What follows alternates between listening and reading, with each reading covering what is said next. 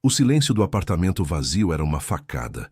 Cada passo de Helena sobre o piso de taco gasto ecoava como um anúncio de sua derrota.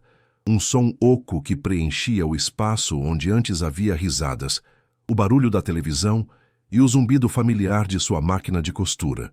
Agora, só restava o cheiro de poeira e de ausência, um odor frio que se agarrava à sua roupa fina. Ela sentiu o coração apertar ao se lembrar do som da chave do proprietário girando na fechadura pela última vez. Um clique metálico que selou seu destino. Despejada. A palavra reverberava em sua mente, brutal e definitiva. Com a pequena Sofia, de apenas 1 ano, adormecida em seus braços, um peso quente e precioso contra seu peito frio, Helena olhou para as 2 malas de papelão amarradas com barbante no canto da sala. Era tudo o que restava, tudo vendido, cada móvel, cada prato, cada lembrança do marido que se foi há 1 ano, levado por um andaime que cedeu e por uma justiça que nunca chegou. Um arrepio percorreu sua espinha, não pelo frio do chão, mas pelo pavor do que viria a seguir. Ao seu lado, Lucas, com seus 8 anos, tentava ser o homenzinho da casa.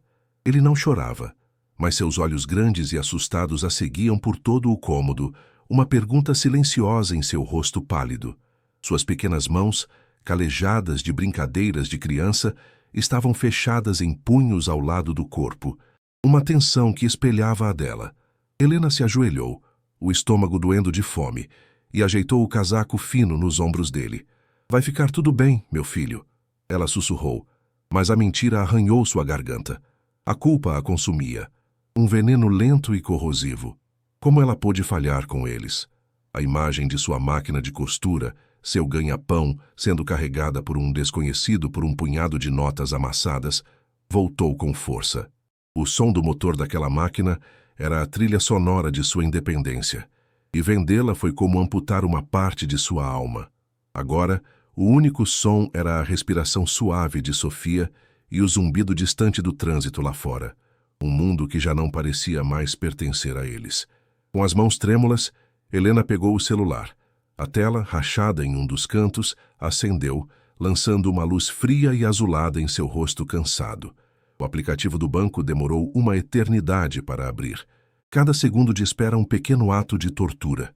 Seu pulso latejava na garganta, um tambor frenético de ansiedade. Ela sentia a náusea subir, o medo de ver o número, a confirmação final de seu abismo financeiro. E então, ele apareceu, congelado na tela, quase zombeteiro em sua precisão cruel, saldo disponível, R$ 1.500. R$ 1.500. Não era apenas dinheiro. Era o último dique segurando um oceano de miséria. Eram as fraldas de Sofia, o leite de Lucas, um teto sobre suas cabeças por quanto tempo? 1 semana? 2? A frieza burocrática da empresa de construção voltou à sua mente. Acidentes acontecem. Não há indenização prevista no contrato. Aquelas palavras, ditas com uma calma indiferente, foram a pá de cal em seu mundo. R$ 1.500 era o preço que a vida de seu marido valia para eles. A fome era uma dor constante e surda na boca do estômago. Fazia 2 dias que Helena não comia nada além de um pedaço de pão seco, guardando o pouco que restava para Lucas. O cansaço pesava em seus ombros como uma manta de chumbo, envelhecendo seu corpo de 36 anos, transformando-o no de uma velha. Suas costas doíam pela noite mal dormida no chão duro, usando seu próprio casaco como travesseiro, enquanto abraçava os filhos para protegê-los do frio que subia do piso. A noite anterior tinha sido um inferno de pensamentos sombrios. Cada estalo da estrutura do prédio vazio soando como uma ameaça. O que ela faria quando o dinheiro acabasse? Para onde iria? A imagem de seus filhos passando frio e fome na rua a assaltava, um terror tão visceral que a fazia tremer incontrolavelmente. O medo era uma entidade física, uma mão gelada que apertava seu coração e roubava seu fôlego. As lágrimas silenciosas que ela segurou durante todo o dia finalmente escorreram, quentes em seu rosto gelado. Ela estava sozinha, completamente sozinha. Mas então, o choro fraco de Sofia a trouxe de volta à realidade. O pequeno corpo se mexeu em seus braços, um lembrete vivo e pulsante de que ela não podia desistir. olhando para o rostinho adormecido de sua filha e para Lucas, encolhido ao seu lado, uma fagulha de determinação teimosa se acendeu em meio às cinzas do desespero. Eles eram sua força. Com os dedos rígidos, ela abriu o navegador. Aluguel social. Abrigo urgente. Nada. Listas de espera infinitas. Burocracia intransponível. Seu desespero a fez digitar termos que nunca imaginaria. Terreno barato interior. Casa por menos de 2.000. Uma enxurrada de anúncios vagos. E então, um deles se destacou. Um anúncio pequeno, com fotos de má qualidade. Oportunidade única. Propriedade rural em Minas Gerais. Terra própria com casa para reformar. Um recomeço. R$ 1.500. O valor exato. Era um sinal? A história de Helena é um lembrete de que o desespero pode levar a decisões extremas. Se você acredita na força de uma mãe disposta a tudo por seus filhos e quer descobrir qual segredo essa terra esconde, inscreva-se no canal e ative as notificações. A jornada dela está apenas começando. A esperança é uma droga perigosa. E a imagem borrada da casa no anúncio era a dose que Helena precisava. As palavras recomeço e terra própria dançavam na tela rachada do celular. Um feitiço para uma alma desesperada. Um nó se formou em sua garganta. Era uma loucura. Uma aposta cega com o futuro de seus filhos. Mas a alternativa, o nada absoluto da rua, era um terror muito maior. Com o polegar tremendo, pairando sobre o botão, confirmar pagamento, ela fechou os olhos. Um flash do rosto faminto de Lucas, do choro fraco de Sofia no meio da noite fria. Ela sentiu uma onda de náusea, o pânico e a determinação travando uma guerra em seu estômago. O clique do botão soou absurdamente alto no silêncio do apartamento vazio. R$ 1.500. Foi-se. Agora não havia mais volta. O alívio momentâneo de ter um plano, qualquer plano, foi imediatamente substituído por um medo gelado. O que ela tinha feito? O som de seus próprios batimentos cardíacos era um tambor surdo em seus ouvidos, cada batida marcando um passo em direção ao desconhecido. Virando-se para Lucas, que a observava com uma solenidade incomum para seus 8 anos, Helena forçou o sorriso mais convincente que conseguiu. A máscara de mãe forte e no controle. Consegui, meu filho. Sua voz saiu um pouco mais aguda do que o pretendido, uma nota falsa em uma canção triste. Nós temos uma casa nossa, no campo. Ela sentiu o peso da mentira em sua língua. Ela não tinha conseguido uma casa. Tinha comprado uma imagem e uma promessa. Lucas não sorriu, mas um brilho de curiosidade substituiu o medo em seus olhos. Com quintal, mãe? Pra gente plantar? A pergunta inocente foi como uma facada em seu peito.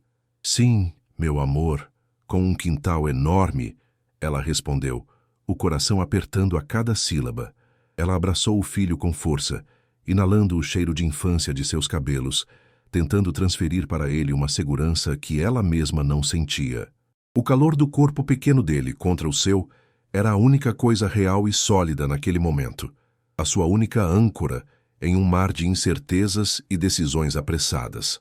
A rodoviária era um monstro de concreto e ruído. O cheiro acre de diesel e fumaça de cigarro se misturava ao odor de fritura barata, agredindo o olfato de Helena e embrulhando seu estômago já vazio. Pessoas se acotovelavam, vozes altas anunciavam destinos em alto-falantes chiados, um caos que espelhava a desordem em sua mente. Ela equilibrava a pequena Sofia, que resmungava de calor em um quadril, enquanto arrastava as 2 malas de papelão com a outra mão. Cada passo era um esforço monumental. O cansaço físico era profundo, mas o cansaço mental era esmagador. Lucas andava colado à sua perna, a mãozinha suada agarrada à sua calça, os olhos arregalados, absorvendo a confusão. Ela sentiu um aperto no peito, uma pontada de culpa por arrastá-los para aquela jornada incerta. O número do guichê piscava em um painel eletrônico. Ela comprou as 3 passagens, vendo o resto de suas moedas desaparecerem. O bilhete de papel fino em sua mão parecia ao mesmo tempo uma sentença e um passaporte para a salvação. O ônibus para o interior de Minas Gerais era velho. O motor roncava como um animal cansado e soltava uma fumaça preta e fedorenta. Ao subir os degraus de metal, um bafo de ar quente e viciado os recebeu. Helena encontrou seus assentos, o vinil gasto e pegajoso sob seus dedos. Ela se acomodou perto da janela, com Sofia em seu colo e Lucas ao lado. O ônibus se moveu, rangendo e balançando, e lentamente deixou para trás a cidade. Helena observou os prédios, as ruas familiares, as luzes de um mundo que a tinha expelido, tudo se tornando pequeno e distante. Um nó de tristeza e alívio se formou em sua garganta. Era o fim de um capítulo doloroso, o fim da humilhação. Mas o que viria pela frente? Lágrimas silenciosas escorreram por seu rosto enquanto ela olhava para o reflexo de si mesma no vidro escuro da janela. Uma mulher exausta, segurando uma bebê adormecida, com o futuro inteiro resumido a uma promessa vaga e um bilhete de ônibus amassado na mão. A noite caiu sobre a estrada, uma escuridão impenetrável, apenas cortada pelos faróis do ônibus que rasgavam o breu. Lucas, vencido pelo cansaço, dormia com a cabeça em seu ombro, a respiração calma e ritmada. Sofia também dormia profundamente em seu colo. Apenas Helena estava acordada, os olhos fixos na escuridão lá fora, a mente uma torrente de pensamentos. A cada solavanco do veículo, ela sentia um sobressalto, o coração disparando de ansiedade. Ela repassava o anúncio em sua cabeça. Casa para reformar. O quão para reformar? Será que teria um fogão, uma cama, um teto sem goteiras? Ela tentava imaginar o lugar, construir um cenário otimista em sua mente. Um pequeno jardim, uma horta, ela costurando na varanda, os filhos brincando seguros na grama. A imagem era tão vívida que por um momento ela sentiu uma onda de paz, mas a realidade era um espectro que pairava sobre ela. A viagem de 18 horas parecia uma eternidade, um purgatório entre a vida que perdeu e a vida que talvez nunca tivesse. O amanhecer tingiu o céu de tons rosados e alaranjados, revelando uma paisagem completamente nova. As montanhas de Minas Gerais se erguiam no horizonte, majestosas e cobertas por uma névoa fina. A terra vermelha e a vegetação do cerrado eram um contraste gritante com o cinza do concreto da cidade. Helena sentiu um vislumbre de admiração, um pequeno sopro de esperança genuína em seu peito cansado. O ar que entrava pela janela aberta era mais limpo, com cheiro de mato e terra molhada. Era diferente. Era um começo. Olha, Lucas. Ela sussurrou, apontando para uma vaca pastando solitária em um campo verdejante. Logo a gente vai ter um lugar assim. Lucas esfregou os olhos e olhou, um pequeno sorriso se formando em seus lábios. Aquele sorriso foi como um bálsamo para a alma ferida de Helena. Talvez, apenas talvez, ela não tivesse cometido um erro terrível. Talvez aquele lugar remoto fosse realmente a chance de um recomeço, longe da memória da dor e da perda. Ela se agarrou a esse sentimento com todas as forças. Após longas horas e uma troca para um ônibus menor e ainda mais antigo, um veículo que chacoalhava tanto que parecia prestes a se desmontar, o motorista anunciou a parada. Ponto final do Córrego Fundo. É aqui, moça. Helena olhou pela janela e seu estômago gelou. Não havia uma cidadezinha, nem mesmo um vilarejo. Havia apenas uma encruzilhada empoeirada, com uma única venda de portas fechadas e uma placa de madeira carcomida pelo tempo, indicando o nome do lugar. O ônibus parou, levantando uma nuvem de poeira vermelha. O motorista, um homem de meia idade com o rosto sulcado pelo sol, a ajudou a descer as malas. Ele a olhou com uma expressão que misturava pena e curiosidade. A senhora tem certeza que é por aqui? Não tem quase ninguém nessa estrada. O coração de Helena martelou contra as costelas. Sim, eu comprei a propriedade do Afonso, ela disse, o nome que constava nos detalhes da transação online. O motorista franziu a testa. Do Afonso?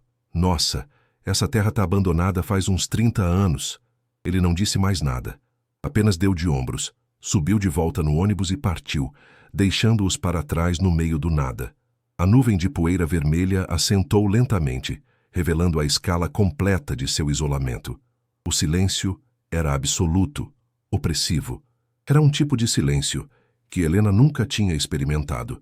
quebrado apenas pelo zumbido insistente de insetos e pelo assobio do vento seco passando pela vegetação rasteira.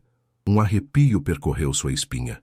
O calor do sol do meio-dia era escaldante, castigando sua pele. Ela olhou para a estrada de terra batida que serpenteava para dentro do mato, indicada pelo motorista como o caminho para a propriedade. Parecia uma boca escura e desconhecida. O medo, que ela tinha conseguido manter sob controle durante a viagem, voltou com força total, uma garra fria apertando sua garganta.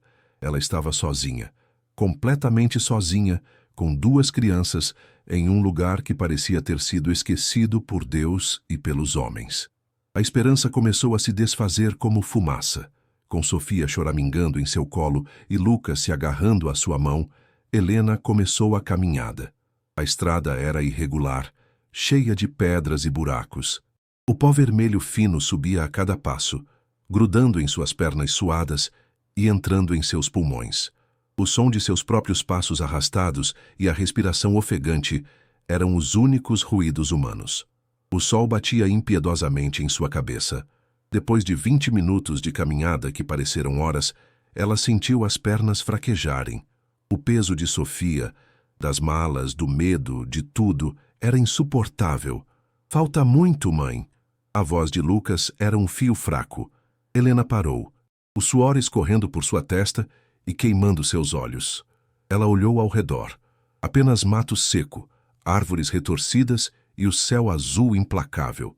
Não havia sinal de vida, nem uma casa, nem uma cerca, nada. A náusea subiu à sua garganta.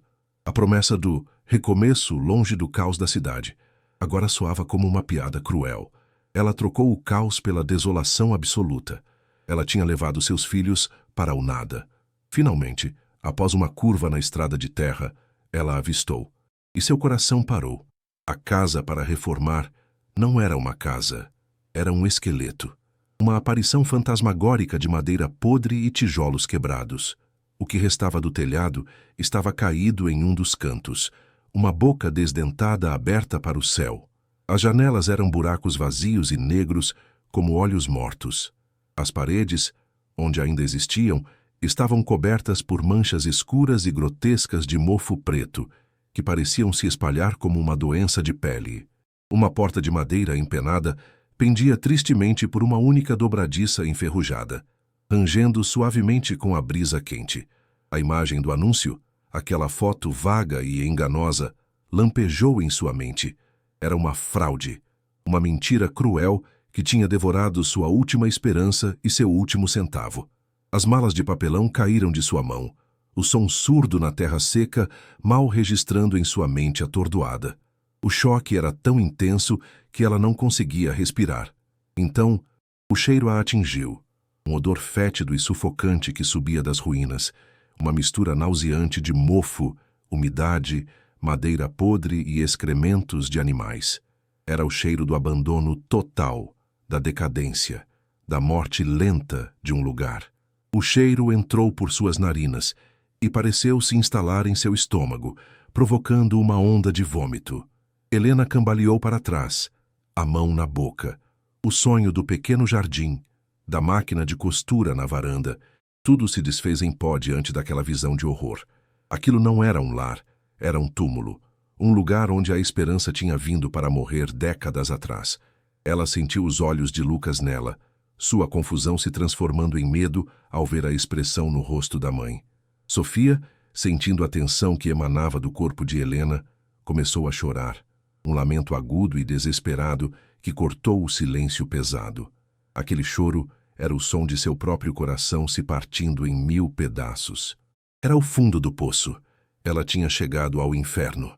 Helena olhou para a ruína decrépita, depois para o rosto assustado de seu filho e para a bebê que chorava em seu colo.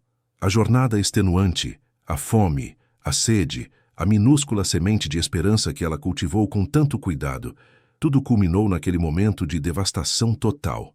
Ela não tinha mais para onde ir. Não tinha mais um centavo. Estava presa naquela armadilha inabitável, a quilômetros de distância de qualquer alma viva, com a noite se aproximando. O peso da sua decisão catastrófica a esmagou. A força que a sustentou por 1 ano, desde a morte do marido, simplesmente se esvaiu. Suas pernas cederam. Ela caiu de joelhos na terra vermelha e áspera, a poeira sujando sua roupa. Um soluço seco e doloroso escapou de sua garganta. Depois outro e outro. O choro veio sem lágrimas no início, um som gutural, animal, de pura angústia. Ela abraçou seus filhos, o corpo tremendo incontrolavelmente, e finalmente se permitiu desabar. Ali, no meio do nada, diante da prova de seu fracasso absoluto, Helena chorou como nunca tinha chorado na vida.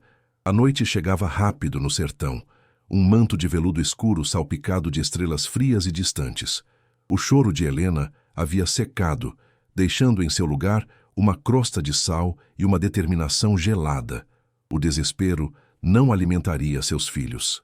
O arrependimento não os aqueceria. Ela olhou para a silhueta quebrada da casa contra o céu púrpura, não mais como um túmulo, mas como o único e miserável abrigo que possuía. Um arrepio percorreu sua espinha, mas desta vez não era de derrota. Era o instinto de sobrevivência, a loba ferida que se ergue para proteger sua cria. Com um gemido de dor, sentindo os joelhos arranhados e o corpo moído, ela se levantou. A poeira vermelha grudava em sua pele úmida, uma segunda pele de fracasso. Mas seus olhos, agora, vasculhavam o ambiente com um propósito renovado. Ela precisava encontrar um canto, um único canto minimamente protegido do vento e do sereno da noite.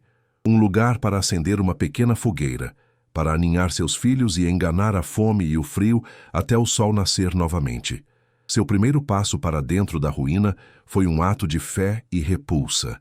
O cheiro de mofo e podridão era ainda mais forte ali, um miasma que a fez tossir. O chão estava coberto de detritos, pedaços de telha, folhas secas, fezes de ratos e o esqueleto de algum pequeno animal. Ela sentiu a náusea subir novamente, mas a engoliu em seco. Com as mãos, começou a afastar o lixo de um canto que parecia menos exposto, onde 3 paredes ainda se encontravam. A textura dos detritos era nojenta sob seus dedos, úmida e fria em alguns pontos, poeirenta e quebradiça em outros. O som de seus movimentos era abafado e triste, o único sinal de vida naquele lugar abandonado. Lucas, vendo a mãe trabalhar, superou seu medo inicial. Ele queria ajudar. Pegou um pedaço de madeira, uma ripa de janela quebrada, e começou a imitar os movimentos dela, varrendo o chão com uma seriedade comovente. Era um esforço fútil contra décadas de abandono, mas era um esforço conjunto, e naquele momento, isso era tudo. Helena encontrou o que parecia ser a área da cozinha. Um antigo fogão a lenha de ferro fundido, completamente enferrujado. Estava encostado na parede enegrecida pela fuligem. A visão despertou uma faísca de possibilidade. Se conseguisse limpá-lo, talvez pudesse acender um fogo ali dentro, de forma mais segura. Com renovado vigor, ela começou a limpar ao redor do fogão. A poeira subia em nuvens densas, fazendo-a espirrar. O som de seus pés arrastando no chão irregular era a trilha sonora de sua labuta. Ela estava tão concentrada em sua tarefa, em criar um pequeno oásis de ordem no meio do caos, que quase não percebeu o que aconteceu a seguir. Lucas, tentando carregar um monte de folhas secas em seus braços pequenos, deu um passo para trás para evitar um buraco no chão. Foi então que seu pé esquerdo encontrou algo instável. Não houve um baque surdo, mas um som completamente diferente. Um rangido alto e oco, seguido de um estalo de madeira se movendo.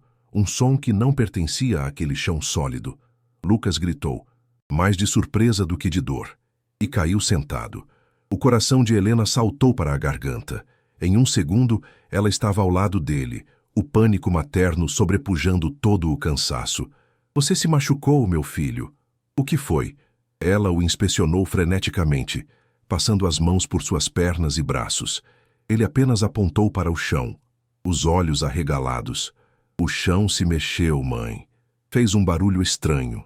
Helena olhou para o local. Era um trecho do assoalho de madeira, surpreendentemente intacto em comparação com o resto do cômodo. E uma das tábuas, exatamente onde o pé de Lucas havia pousado, estava visivelmente desalinhada, ligeiramente levantada em uma das pontas. Um arrepio de uma natureza diferente percorreu sua espinha. Não era medo do escuro ou dos bichos, era curiosidade, uma sensação elétrica que ela não sentia há muito tempo. O som oco que ouvira não era natural. Era o som de algo vazio por baixo. Com o coração começando a bater mais rápido, ela se ajoelhou ao lado da tábua. Com a ponta dos dedos, ela tocou a madeira. Estava fria e levemente úmida, mas parecia diferente das outras. Não havia pregos enferrujados segurando-a. Ela empurrou a borda levantada. A tábua cedeu um pouco, emitindo outro gemido prolongado e oco. O som confirmou sua suspeita. Havia um espaço vazio ali embaixo. Uma onda de pensamentos conflitantes a invadiu. Poderia ser um poço antigo, uma fossa, perigoso. Mas o formato era muito regular, retangular. Parecia deliberado. E a tábua estava solta de um jeito que sugeria que já havia sido movida antes, muitas vezes. A imagem do anúncio, a história da terra abandonada por 30 anos, a sensação de que havia mais naquele lugar do que apenas ruínas, tudo começou a se conectar em sua mente de uma forma nebulosa e excitante. O que mais ela tinha a perder? Sua dignidade? Já se fora. Seu dinheiro? Já tinha acabado. Sua esperança? Estava soterrada sob os escombros daquela casa, sem mais nada a perder. Só havia uma coisa a fazer. Ela precisava de uma alavanca. Seus olhos varreram a penumbra, procurando por algo, qualquer coisa. E então, ela viu, perto do fogão a lenha enferrujado, um pedaço de vergalhão de ferro, torto e coberto de ferrugem, provavelmente parte da estrutura colapsada do telhado. Tinha cerca de meio metro de comprimento. Era perfeito. Ela o pegou. O metal era frio e áspero em sua mão. O peso sólido e reconfortante. Era uma ferramenta, talvez uma arma. Naquele momento, era um cetro de poder em seu reino de miséria. Ela voltou para a tábua solta, o coração martelando em seu peito, um tambor de antecipação. Fica longe, Lucas, ela disse, a voz firme. Com a ponta do vergalhão, ela o encaixou na fresta entre a tábua solta e a próxima. Usando uma pedra como apoio, ela começou a forçar. O esforço era imenso. Seus músculos, já exaustos e doloridos pela fome e pela viagem, protestaram com uma dor aguda. O som da madeira começando a se partir ecoou pelo cômodo silencioso. Com um último puxão, um grito de esforço escapando de seus lábios, a tábua cedeu. O som de fibras de madeira se rasgando foi seguido por um baque surdo quando ela virou a peça para o lado. A poeira assentou, revelando a escuridão por baixo. Um buraco perfeitamente retangular se abriu no chão, uma boca negra e silenciosa. Um sopro de ar frio e úmido subiu do buraco, carregando um cheiro intenso de terra molhada e de algo mais. Um odor antigo, de coisa guardada. Era o cheiro de um segredo. Helena se afastou por um instante, a respiração ofegante, o suor frio escorrendo por sua testa. O medo voltou, primitivo e visceral. Cobras, aranhas, ossos. A imaginação desenfreada pintava cenários terríveis na escuridão. Lucas se agarrou à sua perna, olhando para o buraco com uma mistura de terror e fascinação. — O que é, mãe? Helena não respondeu. Ela não sabia, mas a força que a impelia era mais forte que o medo. Era a ausência total de alternativas. O fundo do poço lhe dava uma estranha coragem. Ela precisava de luz. O sol já havia se posto, e as sombras dentro da ruína eram longas e traiçoeiras. A única luz vinha da tela rachada de seu celular. Com as mãos trêmulas, ela ativou a lanterna. O feixe de luz branca e fria pareceu fraco e insignificante contra a escuridão do buraco, mas foi o suficiente. Ela apontou a luz para dentro. Não era um poço profundo. Era um compartimento raso, escavado diretamente na terra vermelha, com não mais que 1 metro de profundidade. As paredes de terra eram rústicas, claramente feitas à mão. Não era uma construção profissional. Era um esconderijo. O coração de Helena deu um salto. Seu olhar percorreu o fundo do pequeno porão improvisado. Estava quase vazio, exceto por mais poeira e algumas teias de aranha antigas. E, em um canto, um objeto escuro, coberto por algo que pareciam ser trapos velhos. Era pequeno, não maior que uma caixa de sapatos. A decepção ameaçou surgir, mas a curiosidade ainda queimava. Hesitante, ela se sentou na beira do buraco, as pernas balançando na escuridão. O ar frio que subia de lá arrepiava a pele de seus braços. Ela tomou uma respiração profunda, o cheiro de terra enchendo seus pulmões, e se impulsionou para dentro, aterrissando suavemente no chão de terra batida. O espaço era apertado e claustrofóbico. O som de sua respiração parecia amplificado. Apontando a luz do celular para o canto, ela se aproximou do objeto. Os trapos que o cobriam estavam tão velhos e apodrecidos que se desintegraram em pó ao seu toque, liberando uma nuvem de poeira que a fez tossir no espaço confinado. O som da sua tosse pareceu profanar um silêncio de décadas. Quando a poeira baixou, a luz do celular revelou o que estava por baixo. Não era uma caixa de madeira, era uma pequena maleta, feita de um couro escuro, agora rachado e ressecado pelo tempo. As fivelas de metal estavam cobertas por uma camada grossa de ferrugem verde azulada. Era antiga, muito antiga. Com o coração batendo descontroladamente, Helena estendeu as mãos trêmulas e tocou a maleta. O couro estava frio e quebradiço. Ela tentou levantá-la e ofegou de surpresa. Era pesada, inesperadamente pesada. O peso não correspondia ao tamanho. Um turbilhão de pensamentos selvagens passou por sua mente. Ferramentas? Pedras? O que alguém se daria ao trabalho de esconder com tanto cuidado debaixo do chão de uma casa no meio do nada? A adrenalina bombeava em suas veias, anulando o cansaço e a fome. Ela sentiu uma urgência febril, uma necessidade premente de saber o que havia dentro. Com dificuldade, ela ergueu a maleta pesada e a colocou na borda do buraco. Depois, com um esforço, subiu de volta para o cômodo principal. A poeira de terra vermelha agora cobrindo suas roupas e sua pele. Ela se ajoelhou no chão empoeirado, diante da maleta, como uma sacerdotisa diante de um altar esquecido. Lucas se aproximou em silêncio, os olhos fixos no objeto.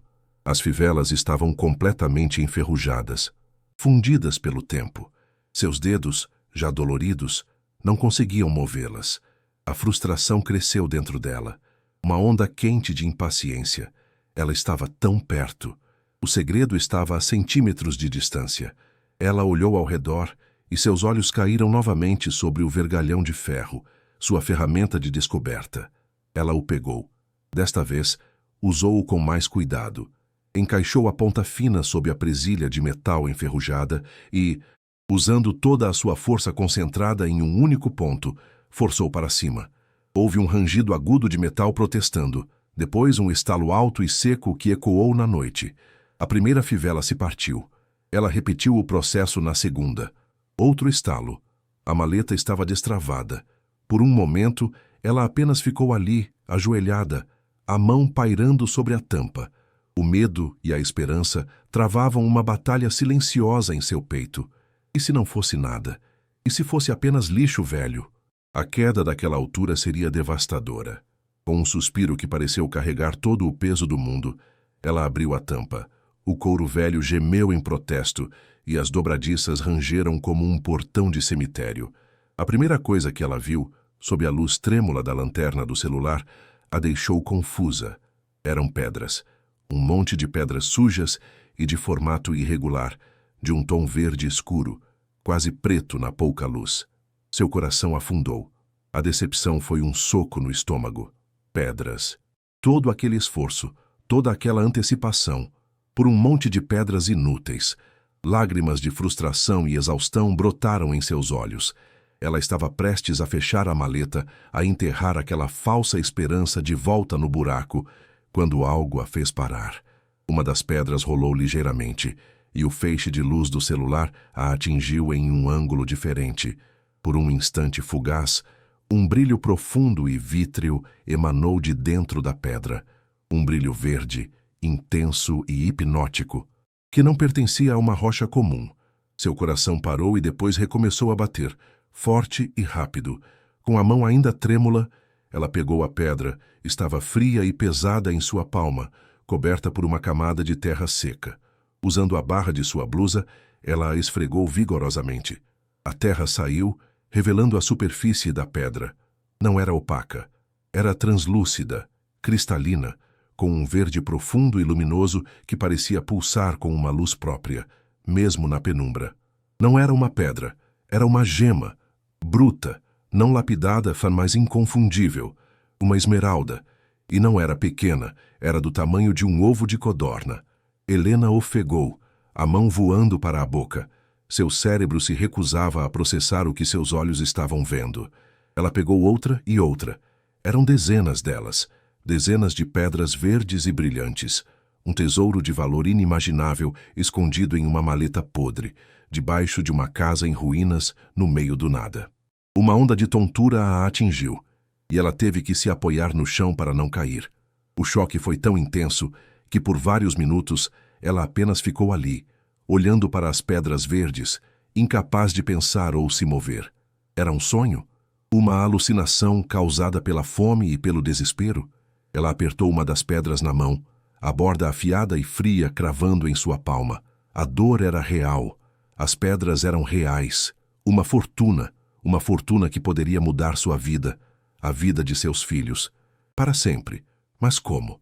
Por quê? Quem esconderia algo assim aqui?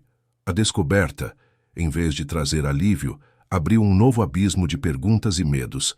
Foi então que seus dedos, remexendo entre as pedras, tocaram algo diferente. Algo plano e macio. Cuidadosamente, ela afastou as esmeraldas, revelando o que estava por baixo. Envolto em um último pedaço de pano de algodão amarelado, havia um pacote de papéis. Ela o pegou com uma delicadeza reverente. Os papéis eram frágeis, as bordas quebradiças. O cheiro de poeira e de tempo subiu deles. O primeiro documento era um diário, um pequeno caderno de capa preta, com a inscrição Afonso, escrita em uma caligrafia elegante na primeira página. As páginas estavam amareladas e manchadas pela umidade, mas a tinta azul escura ainda era legível. Seu coração disparou. Afonso era o nome que o motorista do ônibus tinha mencionado, o nome que constava na transação online. O antigo dono. Folheando as páginas, ela viu anotações diárias, descrevendo o trabalho no garimpo, a vida com a família, as dificuldades e as alegrias de um homem simples. Por baixo do diário havia outro documento, dobrado em 4. Era mais formal, com selos e assinaturas. Ela o desdobrou com o máximo cuidado. As palavras, escritas em uma máquina de escrever antiga, eram claras, escritura de propriedade, e a data, no topo, 1978. Eram as escrituras originais da terra, a prova de que Afonso era o dono legítimo daquele chão e de tudo o que estava nele, ou embaixo dele. Com as esmeraldas frias e pesadas espalhadas sobre um pano no chão, Helena abriu o diário de Afonso. O silêncio da noite era quebrado apenas pelo som dos grilos e pelo sussurro do vento nos buracos das janelas. A luz do celular era um pequeno farol de esperança e pavor. Com os dedos trêmulos, ela começou a ler. A caligrafia, inicialmente firme e cheia de esperança, narrava a alegria da descoberta. 12 de março de 1978. Deus sorriu para mim. Encontrei uma veia de esmeraldas que fará minha família rica. Comprarei um vestido novo para minha amada Clara e um cavalo para o pequeno João. Helena sentiu um nó na garganta. Era a história de um homem como seu marido, um trabalhador sonhando com um futuro melhor para os seus. A cada página, o cheiro de papel velho e de tempo impregnava o ar, e Helena sentia como se estivesse profanando um santuário, ao mesmo tempo em que desvendava um mapa para sua própria salvação. O peso do tesouro ao seu lado parecia aumentar, carregado agora com a história de um fantasma. A conexão com Afonso era imediata e brutal. Ela continuou a folhear, passando pelas anotações de trabalho duro, da extração cuidadosa das pedras, dos planos para vendê-las em Belo Horizonte. Mas então, o tom do diário mudou abruptamente. O nome Coronel Monteiro apareceu pela primeira vez, uma mancha de tinta escura na página. 2 de junho de 1978. O Coronel Monteiro me visitou hoje. Ele sabe, não sei como, mas ele sabe. Seus olhos eram como os de um gavião sobre uma presa. Ofereceu uma miséria pela minha terra. Disse que era para expandir sua fazenda. Eu recusei. Seu sorriso não alcançou seus olhos quando ele disse que eu iria me arrepender. Um arrepio percorreu a espinha de Helena. Ela se encolheu no chão frio, abraçando os próprios joelhos. Olhou para Lucas, que dormia um sono agitado a poucos metros, e para Sofia, aninhada em um monte de roupas velhas. O medo descrito naquelas páginas amareladas era agora uma presença viva e pulsante dentro da ruína. Um veneno que começava a se infiltrar em suas próprias veias, um eco de uma tragédia que parecia longe de terminar. As anotações seguintes eram curtas, febris, a caligrafia tornando-se quase ilegível. Afonso descrevia um terror crescente. 15 de junho. Um carro preto, o mesmo do coronel, passa devagar pela estrada toda a noite. As luzes varrem a casa. Clara está com medo e João não quer mais brincar lá fora. Sinto que estamos sendo vigiados. Helena podia quase ouvir o som daquele carro na estrada de terra lá fora, sentir os faróis cortando a escuridão, invadindo seu próprio refúgio precário. Ela sentiu o coração apertar, uma empatia dolorosa por aquela família que ela nunca conheceu, mas cuja presença assombrava cada centímetro daquela propriedade. O diário não era mais apenas um documento antigo. Era um testamento de pânico, uma crônica da maldade humana se aproximando lentamente, de forma implacável. A história se repetia? Ela também era uma intrusa em uma terra cobiçada? A náusea subiu à sua garganta, um gosto amargo de medo e bile. Ela era uma mãe sozinha com 2 filhos, exatamente como Clara devia ter sido. O diário revelava a paranoia e o desespero de um homem encurralado. Afonso escrevia sobre os cachorros do vizinho que desapareceram, sobre os boatos na vila de que o coronel limpava as terras de quem não cooperava. A grilagem, a pistolagem, palavras que Helena só conhecia dos noticiários, agora eram a realidade brutal da história daquele chão sob seus pés. 28 de julho. Não posso ir à cidade. Os homens do coronel estão em toda parte. Eles me seguem, me encaram. O delegado é homem dele. Não há justiça para os pequenos aqui. Só a lei do mais forte. Cada palavra era um martelo cravando um prego no caixão da esperança de Afonso. Helena sentia a claustrofobia dele, a sensação de que as paredes estavam se fechando. O mundo dele havia se reduzido àquele pequeno pedaço de terra, que ao mesmo tempo era sua única riqueza e sua sentença de morte. O tesouro ao seu lado perdeu parte de seu brilho, agora manchado pelo sangue e pelas lágrimas que ele representava. Era uma fortuna amaldiçoada, nascida do sonho e colhida pela ganância. Helena virou para a última página preenchida. A data era 5 de agosto de 1978. A tinta estava borrada em alguns pontos, como se lágrimas tivessem caído sobre o papel fresco. A caligrafia era um rabisco desesperado, a escrita de um homem que sabia que seu tempo havia acabado. Helena prendeu a respiração, a luz do celular tremendo em sua mão. Era a última vontade de Afonso, seu último grito silencioso no vazio. Clara me implorou para aceitar a oferta do coronel. Mas não é sobre o dinheiro. É sobre nossa dignidade, sobre o suor do meu trabalho. Ele quer tudo, a terra e as pedras. Ele não vai parar. Helena sentiu um soluço preso na garganta. Ela entendia. Vender sua máquina de costura, seu último resquício de dignidade, por uma miséria. Ela entendia a dor de Afonso. Ele não estava apenas defendendo uma propriedade. Estava defendendo sua alma, o direito de existir através do fruto de seu próprio esforço. E o preço dessa defesa estava escrito, com uma clareza terrível, nas linhas que se seguiram, linhas que fariam o sangue de Helena gelar em suas veias. A última anotação de Afonso era um testamento de seu amor e de seu terror. Eu sei que eles virão esta noite. Ouvi dizer que um novo capataz chegou à fazenda Monteiro, um homem sem piedade. Não vou entregar o futuro dos meus filhos para um ladrão. Escondi tudo, as esmeraldas que garantiriam a vida deles e a escritura, a prova de que esta terra é nossa, debaixo do assoalho da cozinha. Se algo nos acontecer, que um dia uma alma justa encontre isso e saiba a verdade. Helena teve que parar de ler, o peito ofegante. Ela olhou para o buraco no chão, agora um túmulo aberto, a prova física daquele ato desesperado. A história não estava apenas no papel, Estava gravada na terra, no silêncio daquela casa. E então ela leu a frase final, a frase que a assombraria para sempre, escrita com uma força que quase rasgou o papel. A frase era curta, um epitáfio brutal. Os homens do coronel estão vindo. O carro parou na porteira. Que Deus tenha piedade de nós. Depois disso, apenas páginas em branco. O silêncio do papel era mais ensurdecedor do que qualquer grito. Um silêncio pesado caiu sobre o cômodo, apenas preenchido pela respiração ofegante de Helena, Afonso e sua família. Desaparecidos. A palavra que o motorista do ônibus usaria casualmente agora tinha um peso monstruoso. Eles não desapareceram. Foram apagados, eliminados pela ganância de um homem poderoso que cobiçava o que estava sob aquele mesmo chão em que Helena estava sentada.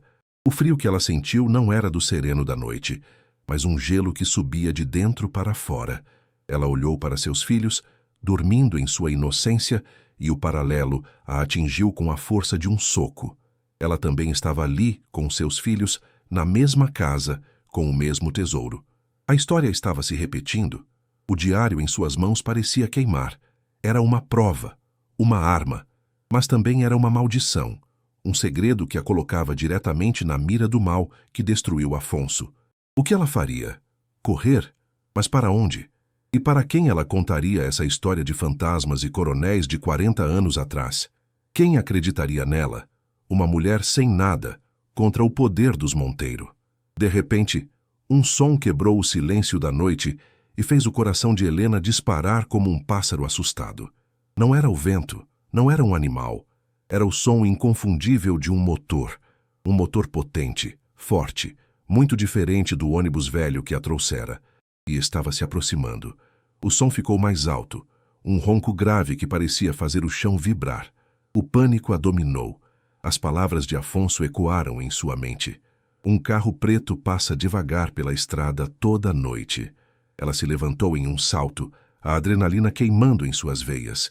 Com uma velocidade febril que ela não sabia que possuía, ela começou a juntar as esmeraldas, suas mãos desajeitadas, derrubando algumas no chão.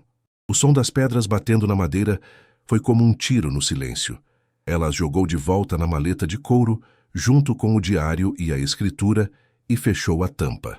O barulho do motor estava muito perto agora. Ela podia ouvir o estalar dos pneus sobre o cascalho da estrada de terra, cada vez mais lento. O carro estava parando, bem em frente à sua porta. Com o coração na boca, ela agarrou a maleta pesada e correu para o canto mais escuro da ruína, atrás de uma parede parcialmente desmoronada.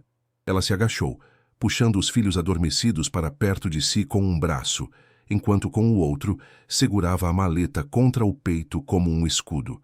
Sofia resmungou, e Helena colocou a mão sobre a boca da bebê, rezando para que ela não chorasse. O motor do carro foi desligado. O silêncio que se seguiu foi ainda mais aterrorizante. Helena prendeu a respiração, seus ouvidos aguçados, tentando captar qualquer ruído. Então, ela ouviu o som de uma porta de carro pesada batendo. Passos firmes e confiantes se aproximando da casa. Não eram os passos de um agricultor local. Eram os passos de alguém que se sentia o dono do lugar. Helena fechou os olhos com força, o corpo inteiro tremendo. Quem quer que fosse, sabia que ela estava ali. A notícia de sua chegada, como ela temia, havia se espalhado. E na escuridão daquela noite, ela sabia que não era uma visita de boas-vindas. Uma silhueta alta e imponente apareceu no vão da porta, recortada contra a luz da lua. O homem não entrou imediatamente. Ele ficou parado, observando a escuridão dentro da ruína, como um predador avaliando o terreno. Helena não conseguia ver seu rosto, mas podia sentir seu poder. Ele estava vestido com um terno escuro, impecavelmente cortado, um contraste absurdo com o cenário de decadência. O cheiro sutil, mas caro, de sua colônia atravessou o cômodo. Uma invasão olfativa que se sobrepôs ao cheiro de mofo e podridão. Então, ele acendeu a lanterna de um celular caro, e o feixe de luz potente varreu o interior da casa, muito mais forte que o de Helena. A luz passou por cima de sua cabeça, iluminando as teias de aranha e o teto desabado. Helena encolheu-se ainda mais na escuridão, o coração martelando contra as costelas. Ela rezou para que a parede a escondesse, para que seus filhos não fizessem nenhum barulho. A luz parou, focando nos seus rastros no chão poeirento. Ele sabia que não estava sozinho. Olá? A voz do homem ecoou pela ruína. Era uma voz calma, culta, mas com um timbre de autoridade que não esperava ser ignorada. Helena permaneceu em silêncio, mal respirando. Os passos recomeçaram, lentos, cautelosos, sobre o chão coberto de detritos. O som dos sapatos caros pisando em cacos de telha era nítido e enervante. Ele caminhou até o centro do cômodo, a luz de sua lanterna dançando pelas paredes. Não precisa ter medo. Meu nome é Valdemar Monteiro, Dr. Valdemar Monteiro. Soube que a propriedade do velho Afonso tinha um novo inquilino. O nome Monteiro atingiu Helena como um soco no estômago. O sangue gelou em suas veias. Era ele, o filho do coronel, o herdeiro do mal que destruiu a família de Afonso. Ele estava ali.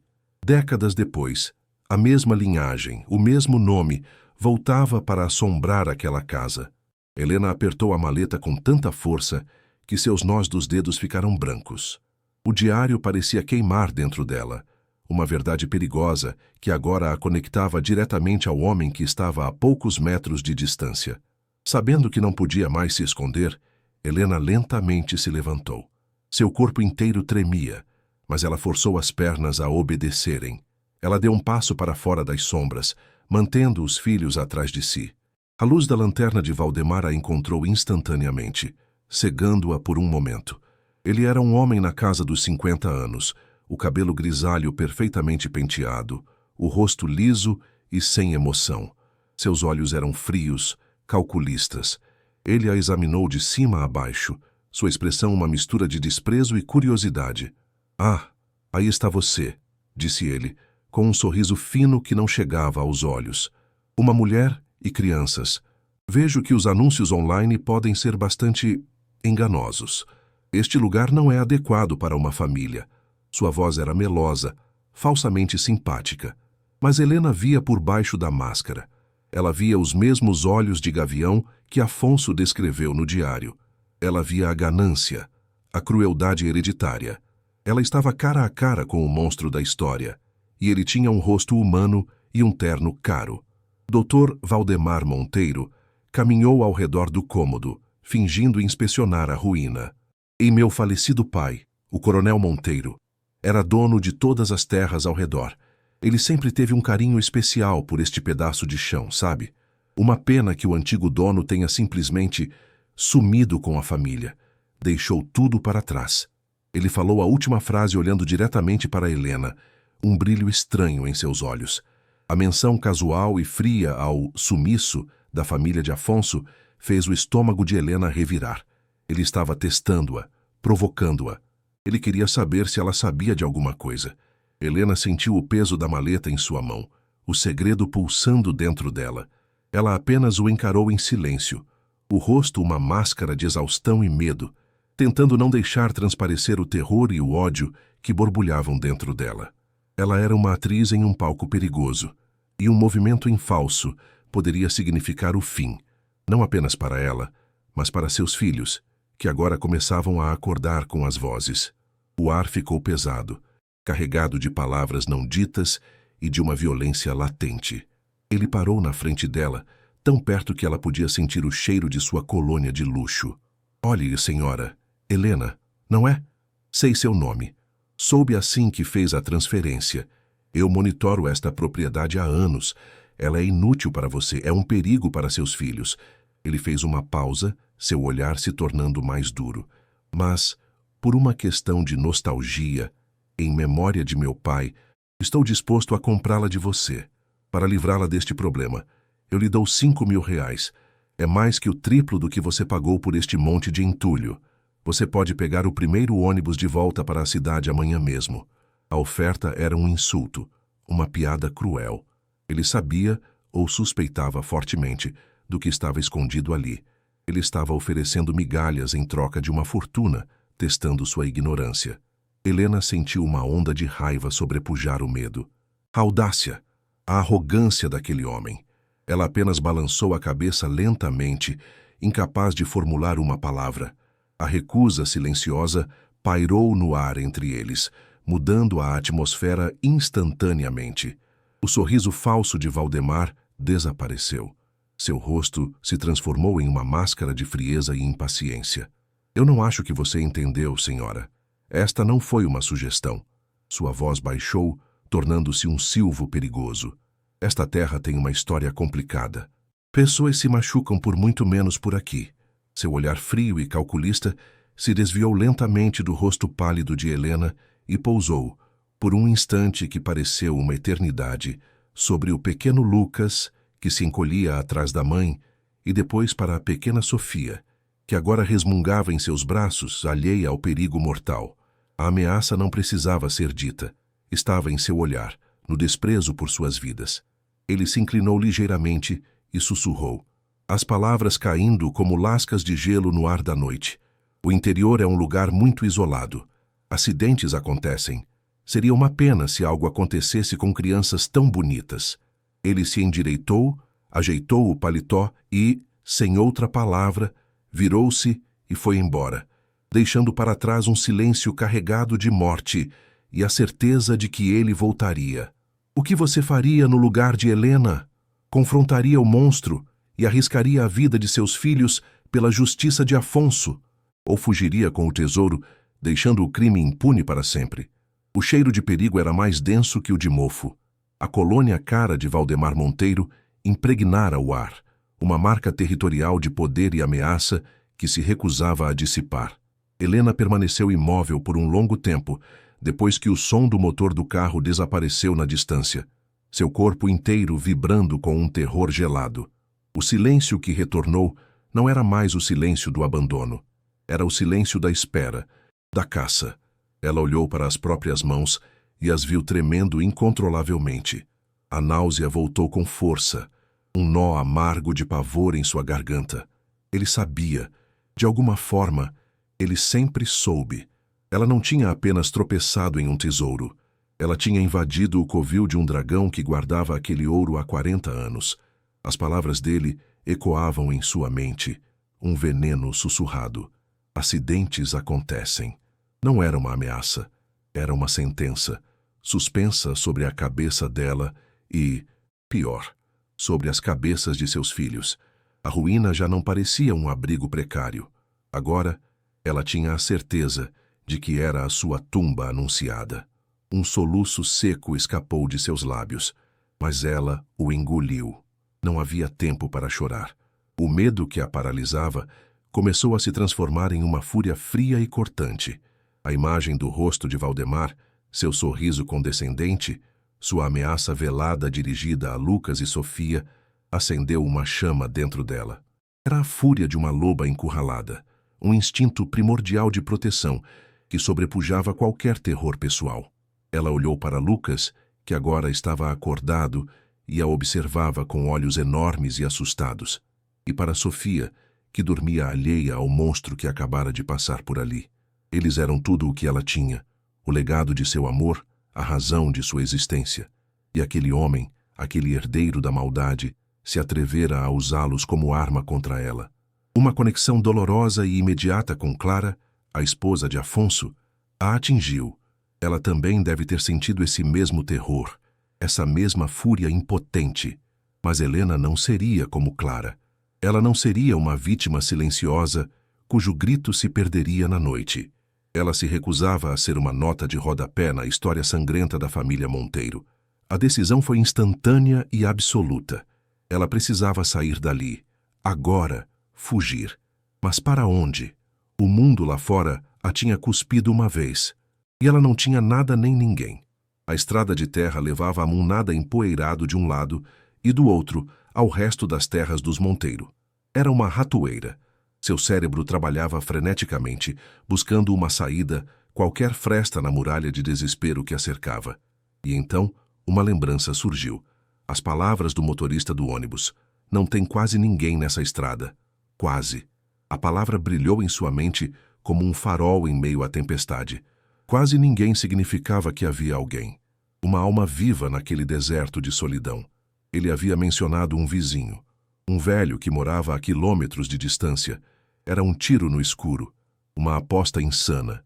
Procurar um estranho no meio do nada, mas era a única aposta que lhe restava na mesa. A alternativa era esperar que os acidentes prometidos por Valdemar viessem cobrar sua dívida de sangue durante a noite. Com a urgência de quem foge de um incêndio, Helena agiu. Primeiro, a maleta. O peso das esmeraldas e dos documentos parecia ter triplicado. Não era mais apenas uma fortuna, era uma prova, uma arma e uma âncora. Era o motivo de sua perdição e sua única chance de salvação. Ela a escondeu sob um monte de entulho e folhas secas em um canto, rezando para que ficasse invisível na escuridão. Depois, pegou o pouco que tinha e colocou em uma das malas de papelão. As fraldas de Sofia, a garrafa de água quase vazia, as roupas sujas. Tudo era feito em um silêncio febril, cada movimento calculado para não fazer barulho. Ela acordou Lucas com um sussurro suave, mas urgente. Meu filho, vamos fazer um passeio noturno, um jogo. Precisamos ser muito, muito silenciosos, como espiões. O menino, embora confuso e sonolento, assentiu, a seriedade em seu rosto pequeno partindo o coração de Helena. Ela o vestiu, pegou Sofia adormecida no colo e, com o coração na boca, esgueirou-se para fora da ruína, deixando a maleta para trás por um momento. O caminho era mais difícil à luz fraca da lua minguante. Cada sombra parecia uma ameaça, cada som do mato, um passo de um capanga. O ar frio da noite cortava seus pulmões. Ela não sabia exatamente para onde estava indo. Apenas seguia a estrada de terra na direção oposta à que viera, rezando para encontrar qualquer sinal de vida. Seus músculos doíam. A fome era uma dor aguda em seu estômago. O peso de Sofia em seus braços era esmagador. Após 20 minutos de caminhada apressada, o pânico começou a se instalar. E se o motorista estivesse errado? E se o velho vizinho já tivesse morrido ou se mudado? E se ela estivesse apenas andando em círculos, se afastando da única coisa de valor que possuía no mundo? Um arrepio percorreu sua espinha. A maleta. Ela a deixara para trás. Tinha que voltar. A ideia de se separar da prova, da herança de Afonso, era insuportável. Ela se virou, a indecisão a torturando, quando viu, ao longe, muito longe, um ponto de luz amarelada e trêmula, como um vagalume teimoso na escuridão. Uma janela, uma casa. A visão daquela luz minúscula deu a Helena a força que ela não sabia que ainda possuía. Com o coração renovado por uma esperança frágil e desesperada, ela mudou de curso, saindo da estrada e entrando no mato rasteiro, caminhando em direção à luz. O terreno era traiçoeiro. Espinhos de gravatás rasgavam suas calças e arranhavam suas pernas, deixando filetes de sangue que ela mal sentia. O som de insetos noturnos era uma sinfonia enervante. Lucas tropeçava, mas não reclamava, agarrado à mão da mãe com uma força surpreendente. A cada passo, a luz ficava um pouco maior, um pouco mais real. Parecia levar uma eternidade, cada metro conquistado com um esforço hercúleo. Finalmente, eles emergiram em uma clareira. Ali, aninhada entre algumas árvores retorcidas, estava uma pequena casa de pau a pique, com um telhado de sapê e uma única janela iluminada por uma lamparina. Da chaminé, um fio de fumaça subia reto para o céu estrelado. O cheiro de lenha queimando e de café fresco flutuava no ar, odores de vida e normalidade, e pareceram a Helena o perfume mais doce do mundo. Um cachorro magro latiu quando eles se aproximaram, o som rouco e alerta. A porta da pequena casa se abriu com um ranger, e uma silhueta curvada apareceu contra a luz amarelada da lamparina. Era um homem velho, muito velho, enrugado como uma fruta seca. Ele usava calças remendadas e uma camisa de algodão puída, e segurava um facão com uma naturalidade que indicava que a ferramenta era uma extensão de seu braço. Seus olhos, fundos nas órbitas, eram desconfiados e perspicazes. Ele olhou para Helena, para as crianças, para suas roupas rasgadas e seu rosto marcado pela poeira e pelo pânico. Quem é que anda no escuro a essa hora? Sua voz era grave e arrastada, carregada pelo sotaque forte da região. Helena parou a alguns metros, o coração batendo forte. Ele era sua última esperança. Se ele a rejeitasse, se a mandasse embora, tudo estaria perdido. Ela não teria mais para onde correr. O peso daquele momento era quase físico, pressionando seu peito e dificultando a respiração. Por favor, senhor, me desculpe a hora. Eu estou perdida. Meus filhos, a voz de Helena falhou, quebrada pela exaustão e pela emoção. Lágrimas que ela não queria derramar escorreram por seu rosto sujo. O velho, que se apresentou como Benedito, não relaxou a postura imediatamente. Ele a estudou por um longo momento, seu olhar passando do rosto aterrorizado dela para o menino encolhido e para o bebê adormecido. Ele viu o sangue em suas pernas, a poeira em seu cabelo, o desespero estampado em cada linha de seu corpo. O cachorro parou de latir e se aproximou cautelosamente, abanando o rabo.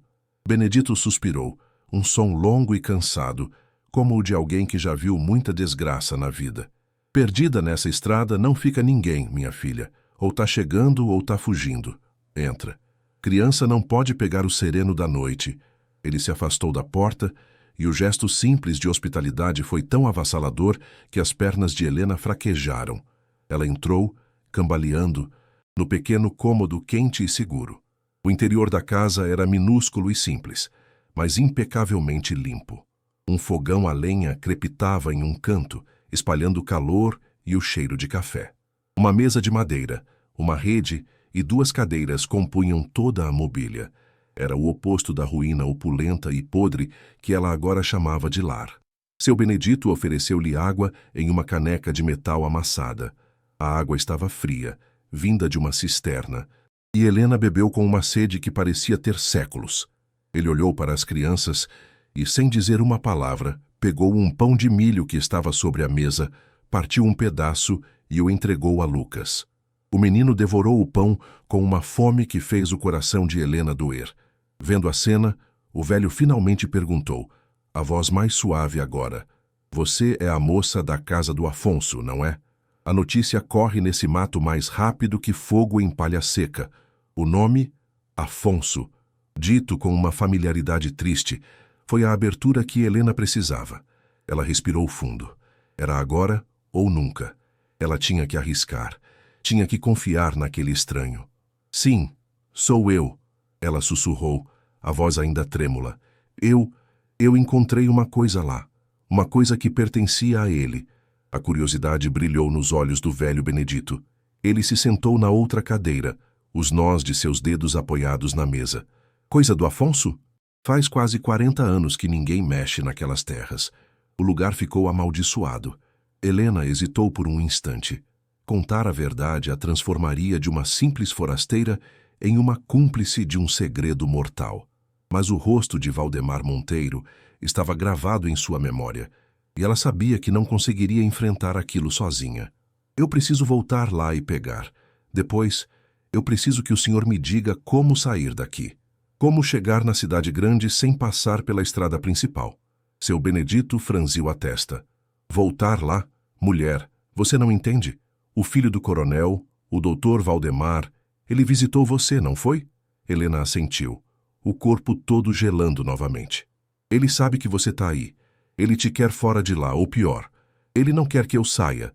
Ele quer o que está lá", disse Helena, a voz ganhando uma nova firmeza. A urgência superou o medo. "Eu preciso voltar e buscar a maleta. O senhor fica com meus filhos. Eu vou e volto em menos de meia hora. Eu preciso da sua ajuda." Seu Benedito a encarou, o rosto uma máscara de preocupação profunda. Ele viu a determinação em seus olhos, a mesma teimosia que ele tinha visto nos olhos de Afonso tantos anos atrás. "É perigoso, menina. Se os homens dele estiverem de guarda, é mais perigoso ficar sem aquilo. É a única chance que eu tenho, a única prova." Ela não precisava explicar que prova era. Ele parecia entender. Após um longo silêncio, em que o único som era o crepitar do fogo, ele assentiu lentamente. "Deixe as crianças. Elas dormem na minha rede, mas vá e volte antes do galo cantar. A noite é traiçoeira, mas o dia, por essas bandas, pode ser ainda mais. A gratidão que Helena sentiu foi tão imensa que ela quase desabou. Ela tinha um aliado, um frágil e velho aliado, mas um aliado mesmo assim. A corrida de volta para a ruína foi um borrão de sombras e medo. Sem o peso das crianças, Helena se movia mais rápido, mas seu coração batia com o dobro da intensidade. Cada estalo de um galho sob seus pés soava como um tiro. Ela estava deixando seus filhos com um estranho para recuperar um tesouro que poderia matá-la. A insanidade da situação era palpável. Ao chegar na clareira da casa, ela parou, escondida nas árvores, e observou. Silêncio. A ruína estava escura e imóvel, uma carcaça sob a luz da lua. Seu corpo gritava para que ela não entrasse, para que fugisse para longe. Mas a imagem do diário, a história de Afonso e o rosto cruel de Valdemar a impeliram para a frente. Ela se esgueirou até o monte de entulho onde escondera a maleta. Suas mãos cavaram freneticamente, a poeira e a sujeira entrando sob suas unhas. Ela a sentiu, o couro frio e rachado. Com um suspiro de alívio, ela a puxou para fora. O peso era reconfortante, era real, era seu. Agora só precisava voltar para a segurança da casa de Benedito. Quando ela voltou, ofegante, com a maleta pesada nos braços, seu Benedito a esperava na porta. Ele olhou para o objeto em suas mãos, com uma expressão de reverência e dor. Então é verdade. A lenda era verdade. O tesouro do Afonso. Helena colocou a maleta na mesa de madeira com um baque surdo. Suas mãos tremiam tanto que ela mal conseguiu abrir as fivelas quebradas. Ela abriu a tampa. As esmeraldas brutas brilharam suavemente sob a luz da lamparina. Um brilho verde e fantasmagórico. Mas não foram as pedras que prenderam a atenção de Benedito. Foi o pequeno diário de capa preta que Helena colocou sobre elas. Ele escreveu tudo, ela sussurrou. Sobre o coronel Monteiro, sobre o medo. A última anotação foi da noite em que eles... Ela não conseguiu terminar a frase. Benedito estendeu a mão enrugada, os dedos grossos e calejados pelo trabalho de uma vida inteira, e tocou a capa do diário com uma delicadeza infinita. Seus ombros começaram a tremer. Um soluço baixo e engasgado escapou de sua garganta. Eu ouvi. Ele sussurrou, a voz embargada, os olhos cheios de lágrimas que finalmente transbordaram, traçando sulcos nas rugas profundas de seu rosto. Eu era quase um menino, peão na fazenda vizinha. Naquela noite, eu ouvi os gritos. Helena prendeu a respiração. A história estava viva, ali, naquele pequeno cômodo, na voz daquele velho senhor. Era tarde. Eu ouvi um carro, o carro do coronel, e depois, gritos, o grito do Afonso e o da Clara. Um grito de mulher que rasgou a noite. Eu me escondi debaixo da minha cama, tremendo de medo. Todo mundo sabia que não se metia com o coronel Monteiro. Quem falava, sumia. As lágrimas escorriam livremente por seu rosto agora. No dia seguinte, um silêncio de cemitério. A casa vazia. Os animais com fome. E o coronel dizendo para todo mundo que o Afonso tinha pegado a família e fugido, devia dinheiro para gente perigosa. Mentira. A gente perigosa era ele. O testemunho ocular, guardado por 40 anos de medo, era a peça que faltava, a prova viva do crime. Eu nunca contei para ninguém. Benedito continuou, a voz um fio de dor e vergonha. O medo cala a boca da gente, faz a gente ser covarde. Eu vi os capangas dele depois, na venda, rindo, falando que resolveram o problema do patrão. Eu vivi com essa covardia a vida inteira, vendo o filho dele, esse doutor Valdemar, crescer e se tornar um demônio igual ao pai, talvez pior. Ele passou anos procurando isso aí. Ele apontou com o queixo para a maleta. Ele sabia que o Afonso tinha escondido alguma coisa. Contratou gente para cavar, para procurar, mas nunca achou. Ele sempre soube que essa terra valia ouro, mas sem a escritura original do Afonso, ele nunca pôde registrar tudo no nome dele legalmente. Ele tem a posse, mas não o direito. Isso aí, ele olhou para os documentos. Isso aí é o pesadelo dele. Helena finalmente entendeu a dimensão completa de sua descoberta. Não era só um tesouro. Era a chave para destruir a família Monteiro, para trazer justiça a Afonso e para garantir sua própria sobrevivência. De repente, O mesmo cachorro que a recebera começou a latir do lado de fora. Não era um latido de alerta, mas um rosnado baixo e ameaçador. Seu Benedito ficou tenso, o corpo enrijecendo instantaneamente. Ele se levantou, o rosto transformado pela preocupação. "Tem gente vindo", ele sussurrou, e o pânico voltou a inundar as veias de Helena. Eles a tinham seguido? Mas como? Benedito se moveu rápido, apagando a lamparina e mergulhando o cômodo na escuridão, exceto pelo brilho fraco das brasas no fogão. Ele foi até a janela, espiando por uma fresta minúscula na madeira. Helena se encolheu no chão, abraçando a maleta, o coração martelando contra as costelas. Ela ouviu de novo, o som que se tornara a trilha sonora de seu pesadelo, o ronco de um motor potente, mas desta vez o som não estava passando na estrada distante. Estava perto, perto demais. E não parecia estar indo para a casa de Benedito. O som parou na direção de onde ela viera, na direção da ruína. "Eles voltaram", disse Benedito, a voz um sussurro tenso. "O doutor é impaciente. Ele mandou os capangas dele para acabar com o serviço. Eles acham que você ainda está lá." Um alívio momentâneo passou por Helena, seguido por uma nova onda de terror. E se eles percebessem que a casa estava vazia e viessem procurá-la? E se vissem suas pegadas na terra úmida? Eles não estavam seguros, em lugar nenhum. De sua posição na janela, Benedito narrou o que via. Os faróis de uma caminhonete velha iluminaram a fachada quebrada da casa de Afonso, transformando-a em um palco fantasmagórico. Duas figuras grandes e desajeitadas saltaram do veículo. Eles não tinham a elegância de Valdemar. Eram brutos, homens feitos para o trabalho sujo. Um deles carregava um facão, o outro, o que parecia ser um pé de cabra. A intenção deles era clara como cristal. Eles não tinham ido para conversar. Eles tinham ido para tomar. Helena sentiu um calafrio percorrer sua espinha. Se ela estivesse lá, se não tivesse procurado ajuda, o que teria acontecido com ela e seus filhos? Ela ouviu, mesmo à distância, o som da voz deles, um grito gutural que o vento trouxe até eles. "Abre a porta, mulher. A gente sabe que você está aí." O patrão cansou de esperar. O silêncio foi a única resposta. Helena apertou a maleta contra o peito, as bordas duras cravando em sua pele. Ela podia imaginar o terror que sentiria se estivesse lá, encolhida no escuro, ouvindo aquelas vozes. Então, um som que fez seu sangue gelar, um estalo alto e violento, o som de madeira podre se partindo. Eles estavam arrombando a porta, um estrondo, e depois outro. Com um último rangido de agonia, a porta cedeu. As duas figuras entraram na ruína como animais famintos. Helena observava, impotente, a cena se desenrolar como um filme mudo e terrível. Ela via os feixes de luz das lanternas deles dançando dentro da casa, varrendo os cantos, procurando por ela, procurando pela maleta. O coração de Helena parecia prestes a explodir. Ela era a próxima. Assim que percebessem que ela não estava lá, eles viriam para a única outra casa em quilômetros, a casa de Benedito. "Eles não vão achar nada", sussurrou Benedito, mais para si mesmo do que para ela. "Vão ficar com raiva, e gente com raiva faz besteira."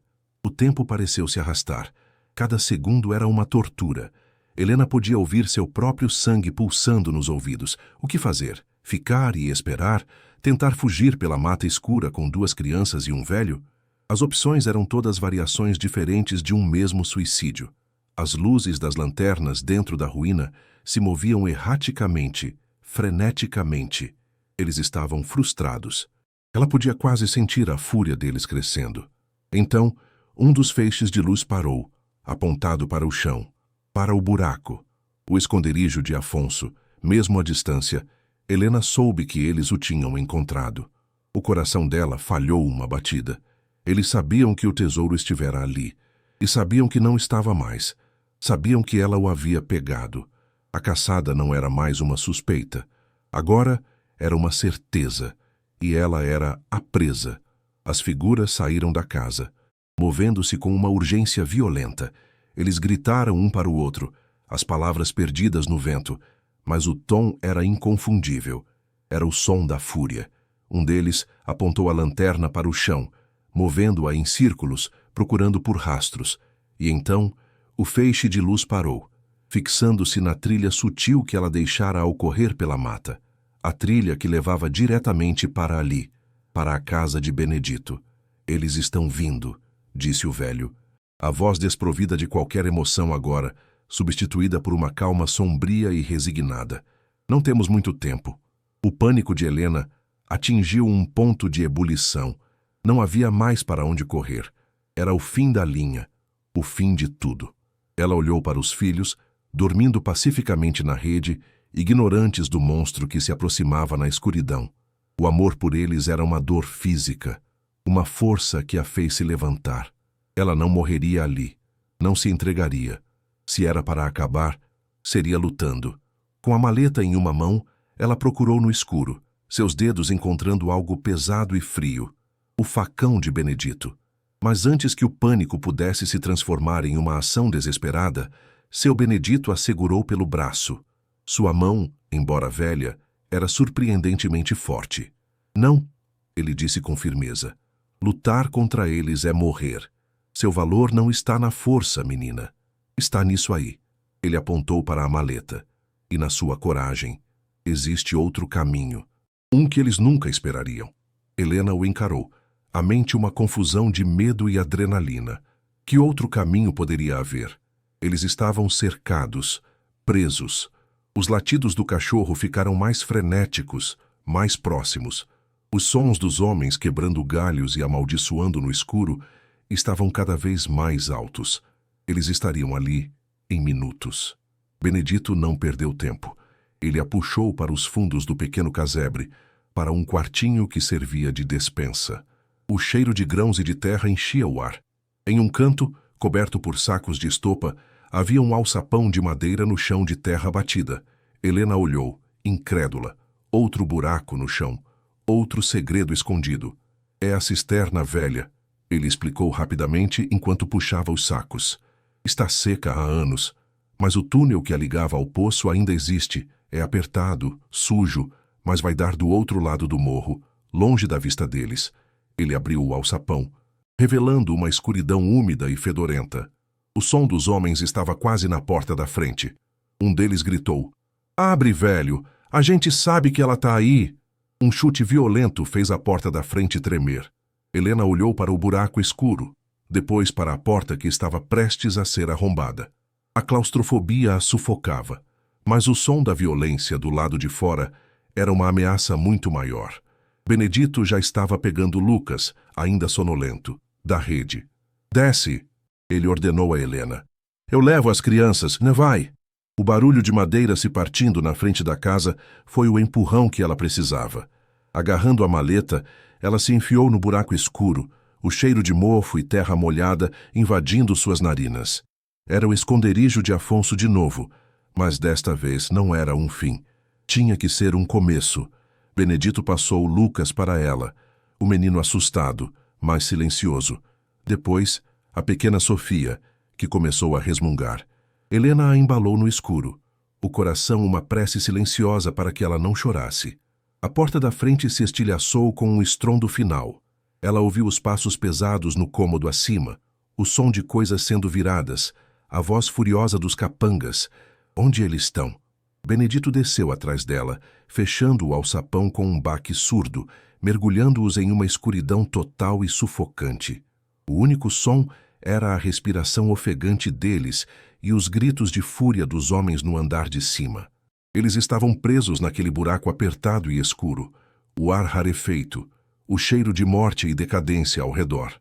Helena abraçou seus filhos com força, o corpo tremendo da cabeça aos pés.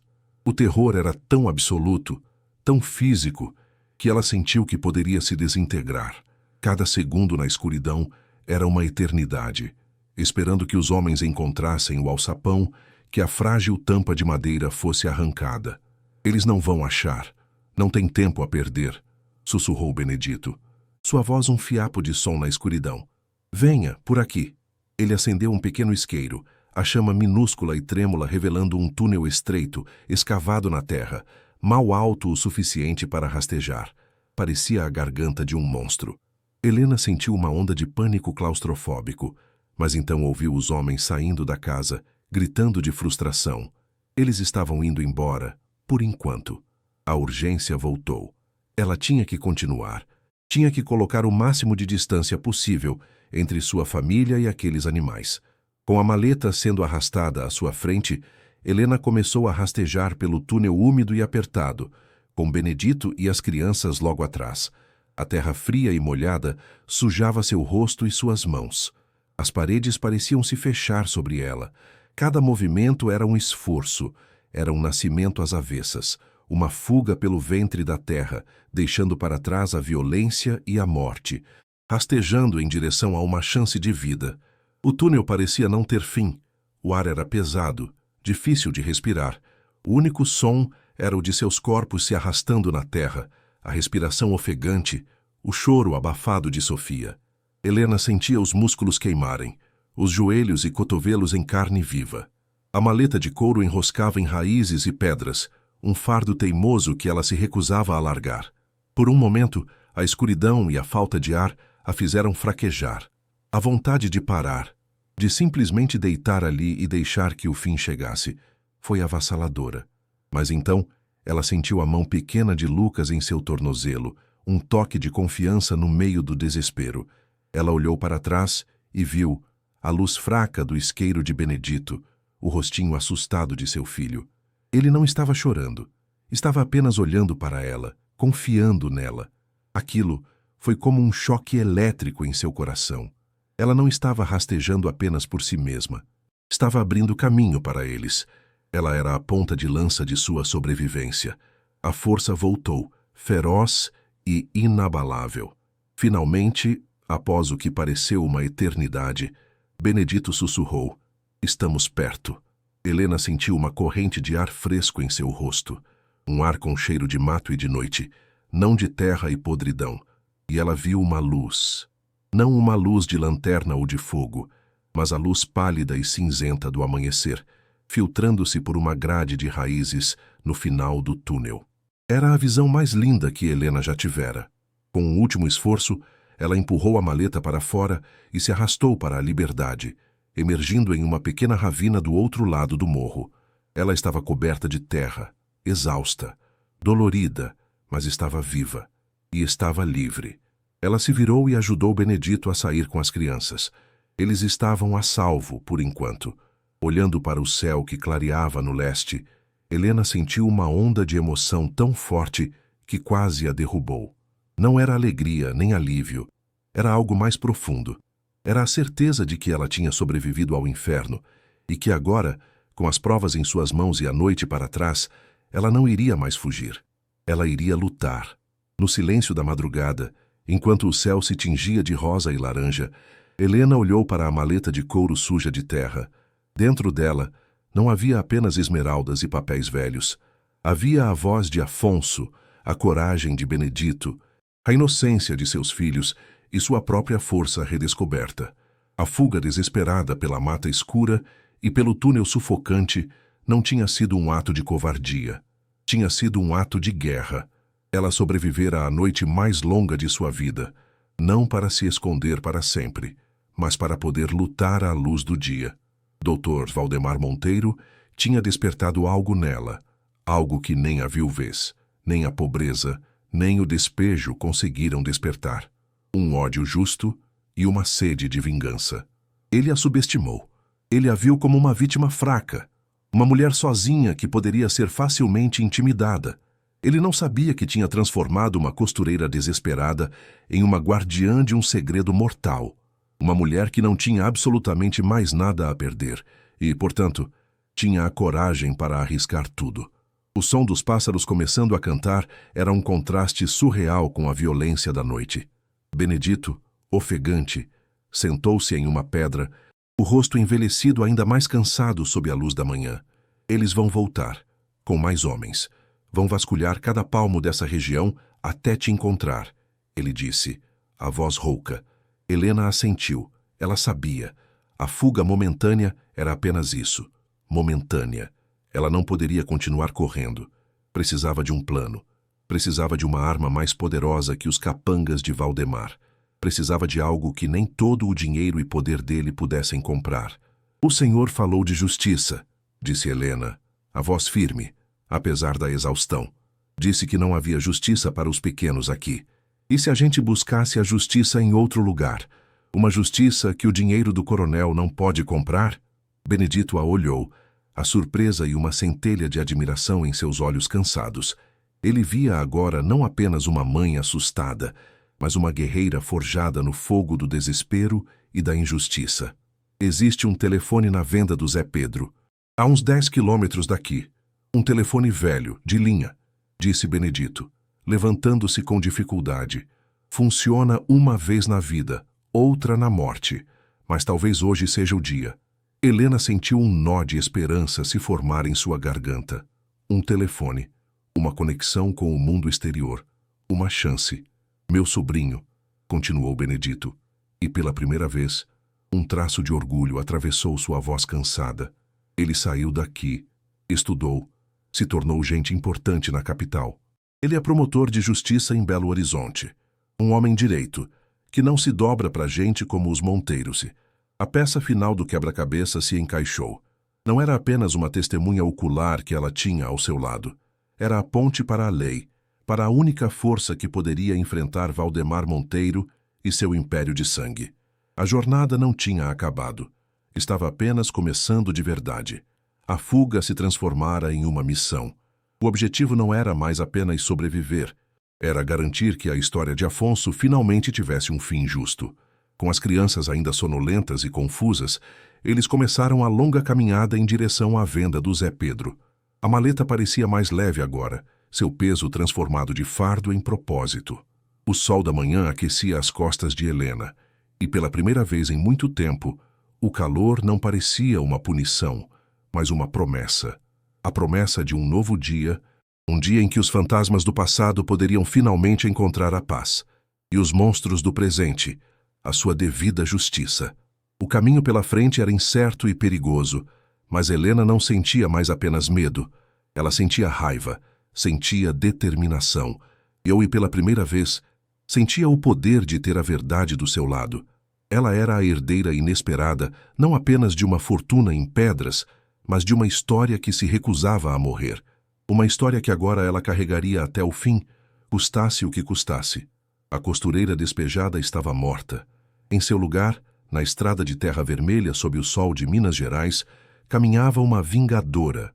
O telefone, um aparelho preto de disco pendurado na parede da venda do Zé Pedro, parecia um artefato de um século esquecido. O cheiro de cachaça derramada e poeira impregnava o ar, misturado ao odor de querosene da lamparina que sibilava no balcão. Com as mãos trêmulas, que tremiam não de velhice, mas de uma urgência histórica, seu Benedito girou o disco com o dedo calejado. Cada clique do mecanismo parecia um tiro no silêncio tenso. Helena estava encolhida num canto, abraçada à maleta como se fosse um terceiro filho, enquanto Lucas e Sofia dormiam exaustos sobre um monte de sacos de estopa. A linha chamou, um som chiado e distante, atravessando décadas de silêncio e medo. 1, 2, 3 toques. Uma eternidade. Então, uma voz do outro lado. Alô? Benedito respirou fundo, o ar parecendo rasgar seus pulmões. Alô, meu filho? É o tio Benedito? Sua voz embargada quebrou o silêncio. Preciso da sua ajuda. É sobre o fantasma do Afonso e os Monteiro. A história, ela é toda verdade. E eu tenho a prova viva do meu lado. A espera foi uma tortura silenciosa. Voltaram para o casebre de Benedito. A porta arrombada, um testemunho da violência da noite. Passaram o dia em um estado de alerta exaustivo. Cada estalo da mata fazendo o coração de Helena saltar. Ao entardecer, o som veio. Não era o motor de uma caminhonete, mas um ronco grave e pulsante que vinha do céu. Um helicóptero preto surgiu por sobre as árvores, o vento de suas hélices agitando o telhado de sapê. Logo em seguida, 2 caminhonetes escuras e potentes subiram a trilha de terra, parando em frente à casa.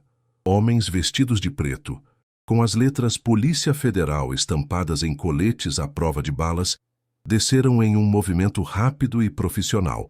Entre eles, Um homem de terno, jovem e de rosto sério, correu para abraçar o tio. Era o promotor. A autoridade que chegava não era a do coronelismo local, corrupta e cruel. Era a força do Estado, impessoal e avassaladora.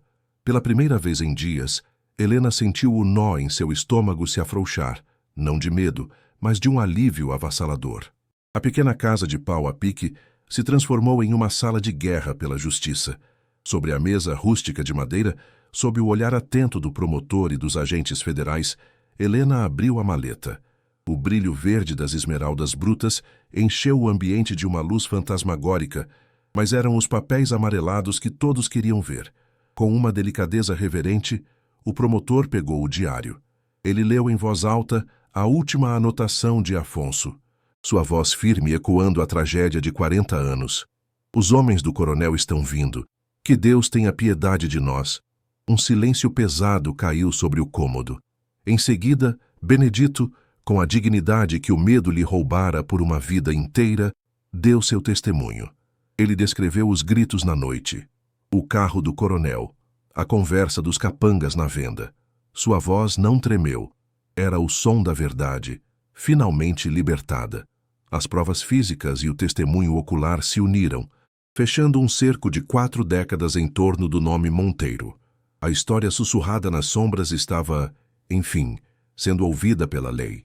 Enquanto a justiça começava a se mover no casebre de Benedito, na suntuosa sede da Fazenda Monteiro, doutor do Valdemar tomava seu café da manhã em uma varanda com vista para seu império de terras roubadas.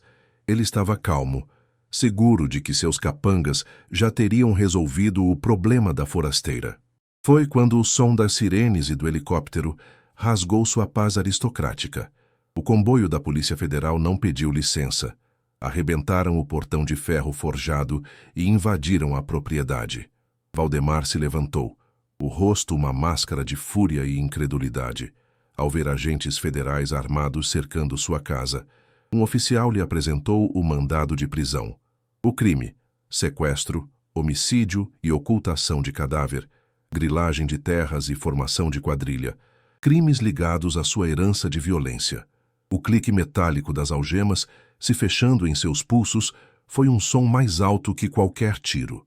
Seu olhar não era de medo, mas de ódio puro, dirigido não aos policiais, mas à distância, na direção daquela ruína que ele tanto cobiçou, e que no fim o destruiu. A prisão de Dr. Valdemar Monteiro caiu como uma bomba na região, um terremoto que abalou as fundações do poder local. A história, abafada por tanto tempo, explodiu nos jornais e na televisão. O caso foi tratado como um marco, um resgate histórico de um dos inúmeros crimes cometidos sob a sombra da ditadura militar, onde a pistolagem e a grilagem eram ferramentas de poder. Peritos de Belo Horizonte confirmaram a autenticidade do diário de Afonso e da escritura de 1978. As esmeraldas foram avaliadas em uma fortuna que superava qualquer imaginação. Helena, agora sob a proteção do programa de testemunhas, deixou de ser a mulher esfarrapada e assustada. Sua voz, antes um sussurro de medo, tornou-se o fio condutor da acusação. O testemunho dela, alinhado ao de Benedito e as provas irrefutáveis da maleta, pintou um quadro tão claro da crueldade dos Monteiro que a condenação era inevitável. A justiça, lenta e por vezes desacreditada, estava finalmente moendo, e moendo para os grandes. A resolução legal foi complexa e sem precedentes na história jurídica do Estado.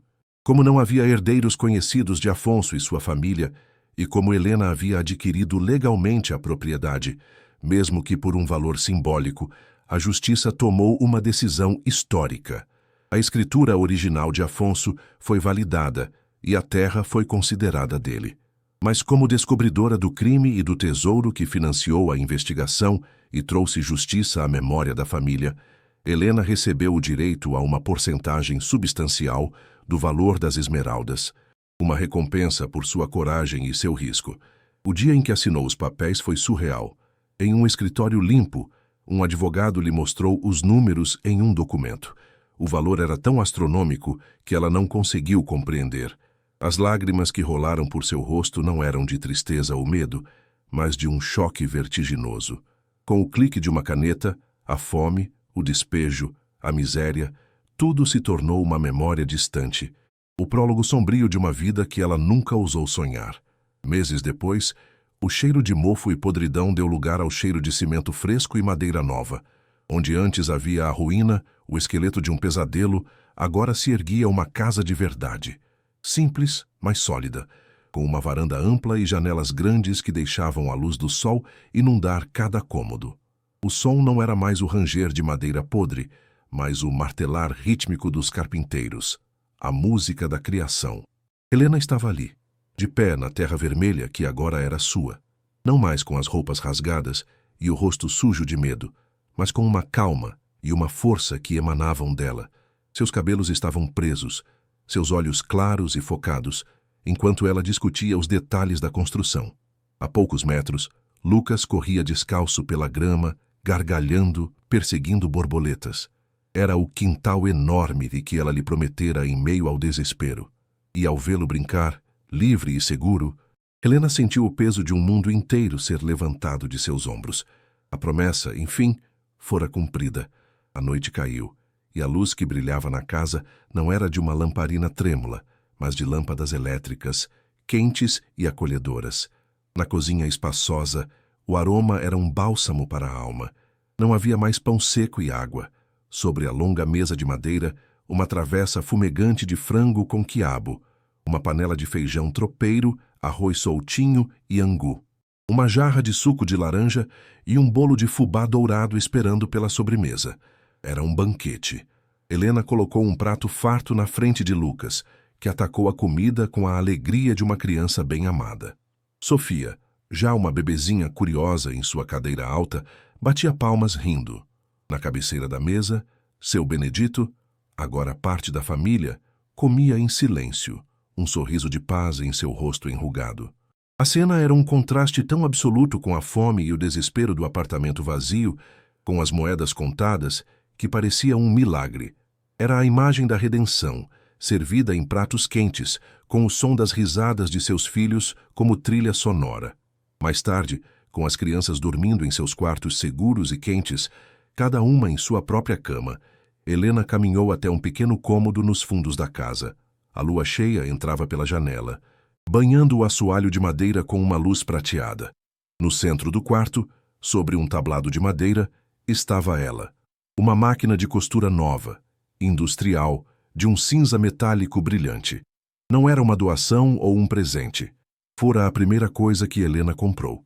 Ela se sentou, e seus dedos, agora limpos e cuidados, traçaram as linhas da máquina, sentindo o metal frio e liso, o poder contido ali. Ela ligou o interruptor. Um zumbido suave e potente preencheu o silêncio. Um som que era a antítese do choro, da fome e do medo. Era o som de sua independência, de sua arte, de sua alma recuperada. Ela posicionou um retalho de tecido sob a agulha e pisou no pedal. Enquanto a costura avançava firme e precisa, uma única lágrima escorreu por seu rosto. Mas desta vez, era uma lágrima de pura e silenciosa felicidade.